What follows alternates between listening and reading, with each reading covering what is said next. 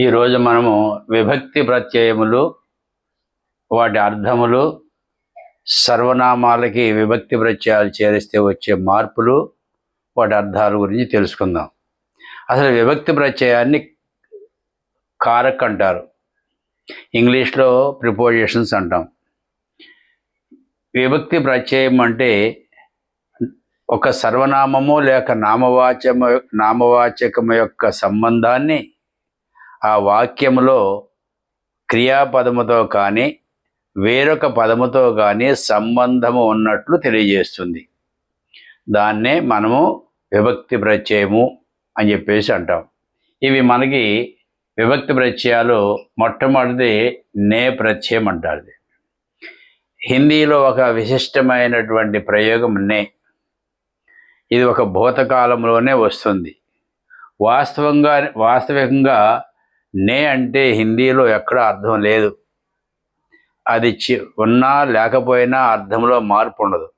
కానీ నే ప్రయోగం మాత్రం తప్పనిసరిగా మనం పాటించాలి. కో, దీన్ని కర్మకారక్ అంటారు. ని, ను, కి, కు ఇన్ని అర్థాలు ఉన్నాయి. అలాగే కా, కే, కి. కా, కే, కి అంటే మూడింటికి ఒకటే అర్థం, యొక్క. ఈ నే ప్రత్యయం లాగానే హిందీలో కా, కే, కి అనేటటువంటి ప్రత్యయము చాలా ప్రత్యేకత కలిగినటువంటిది. దాన్ని సంబంధ కారక్ అంటారు. తెలుగులో షష్ఠీ విభక్తి ప్రత్యయము అని కూడా అంటారు. సే, చేత, చే, తో, నుండి, కంటి. మే, లో, లోపల. పర్, మీద, పైన. వీటిని విభక్తి ప్రత్యయాలు అంటారు. ఇప్పుడు ఒక్కొక్క సర్వనామానికి విభక్తి ప్రత్యయం చేర్చినప్పుడు ఆ మార్పులు ఎలా వస్తాయో చూద్దాం. నే అనేటటువంటిది ఉత్తమ పురుషులో ఉన్నటువంటి మై, హమ్. మధ్యమ పురుషులో ఉన్నాడు తూ, తుమ్, ఆప్. ఈ రెండిటిలోనూ నే చేరిస్తే సర్వనామాల్లో ఏ విధమైన మార్పులు ఉండవు.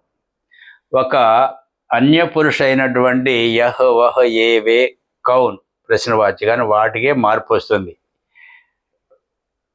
తర్వాత కో అనేటటువంటి చేర్చడం వలన మై ప్లస్ కో, ముఝే, ముఝుకో. ఈ రెండిట్లో ఏదైనా రాయొచ్చు. దీనికి అర్థం నన్ను, కామ, నాకు. మై ప్లస్ కా, మేరా. My plus K, Mere. My plus కి, మేరీ. ఈ మూడు పదాలకి అర్థం నా యొక్క. ఈ నే ప్రయోగం గురించి, కాకేకి గురించి మళ్ళీ వేరేగా ప్రత్యేకంగా ఒక క్లాస్ ఉంటుంది.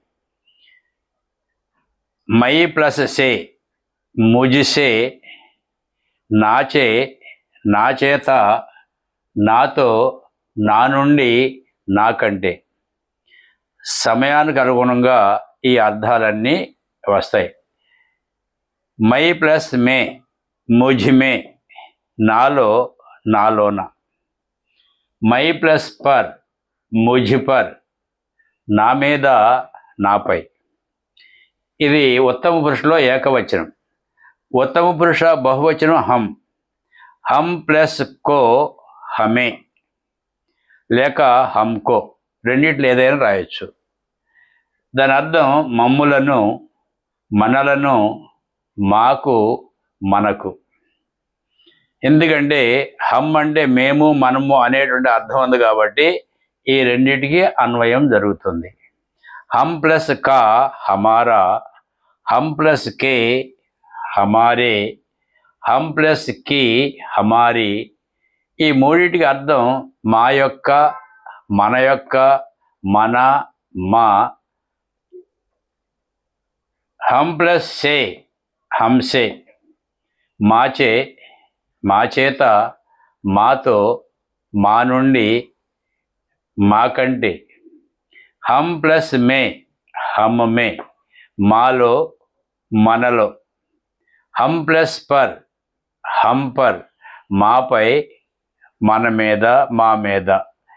ఇవి ఉత్తమ పురుషులకు సంబంధించినటువంటి సర్వనామాలకి విభక్తి ప్రత్యయాలు చేర్చడం వలన వచ్చినటువంటి మార్పు.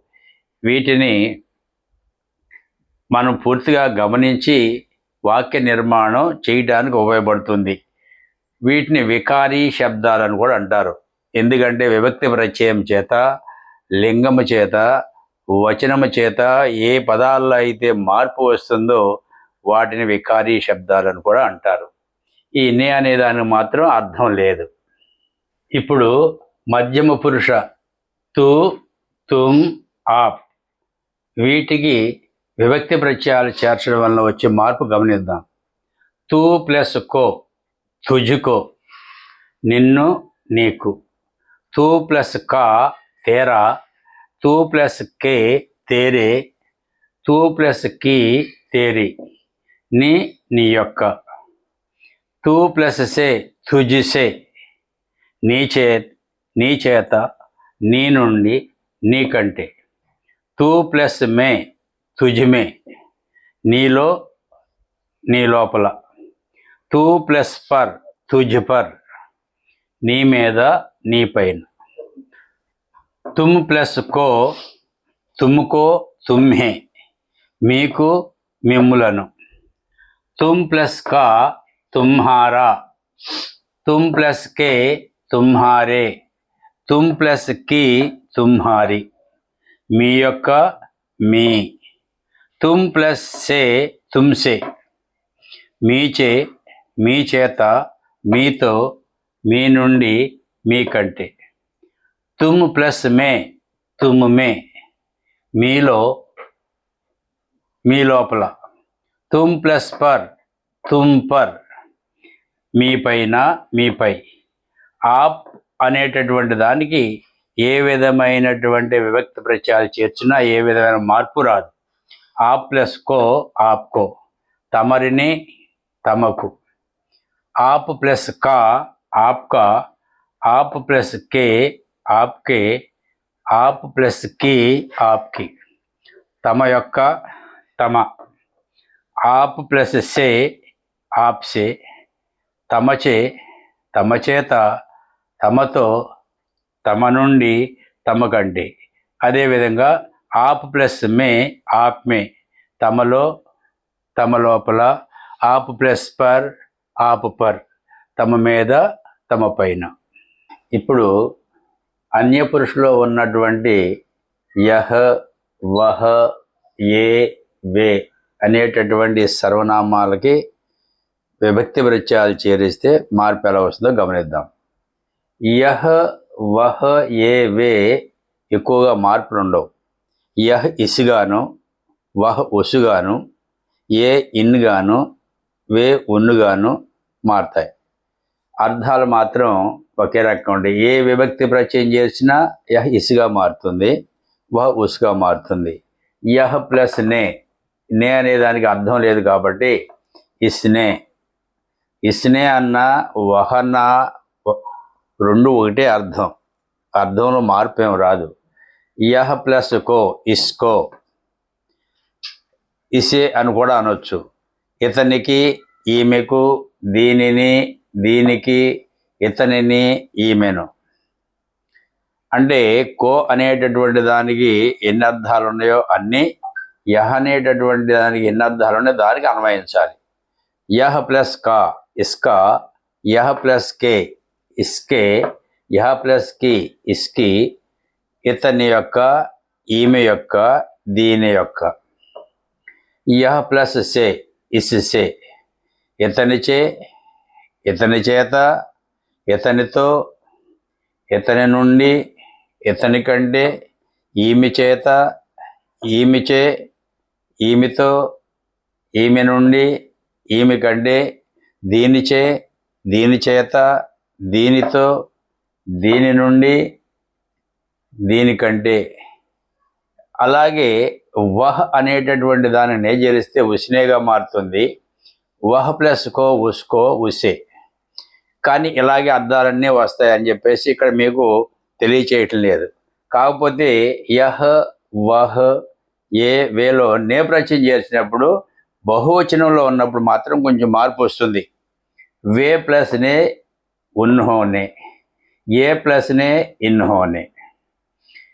కౌన్ ప్లస్నే కిస్నే. కౌన్ అనేది ఎవరు అనేది ఏకవచనం బహువచనం రెండింటికి వాడతాం. కాబట్టి ఏకవచనంలో కిస్నేగా మారుతుంది. కౌన్ ప్లస్నే కిన్హోనే బహువచనంగా మారుతుంది.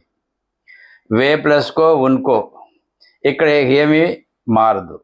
ఒక్క కౌన్ మాత్రం కౌన్ ప్లస్కో కిస్కోగా ఏకవచనంలో, కౌన్ ప్లస్కో కిన్కో అనేటటువంటిది బహువచనంలో ఉంటుంది.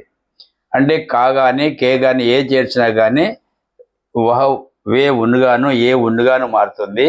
కౌన్ కిస్ అనేది ఏకవచనంలోను బహువచనంలో కిన్గా మారుతుంది. ఇక్కడైతే నేపథ్యం చేర్చినప్పుడు కౌన్ ప్లస్నే కిన్ హోనే, ఇందుకు మించి ఎక్కువగా మార్పులు ఉండవు. ఇవి సర్వనామాలు 3 పురుషుల యందు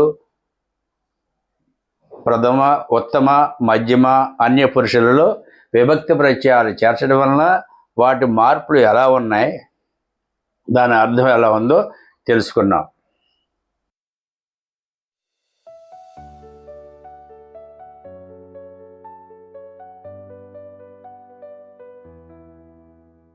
Thank you for watching this lesson. Don't forget to like and share this video, and subscribe to our channel for more educational content.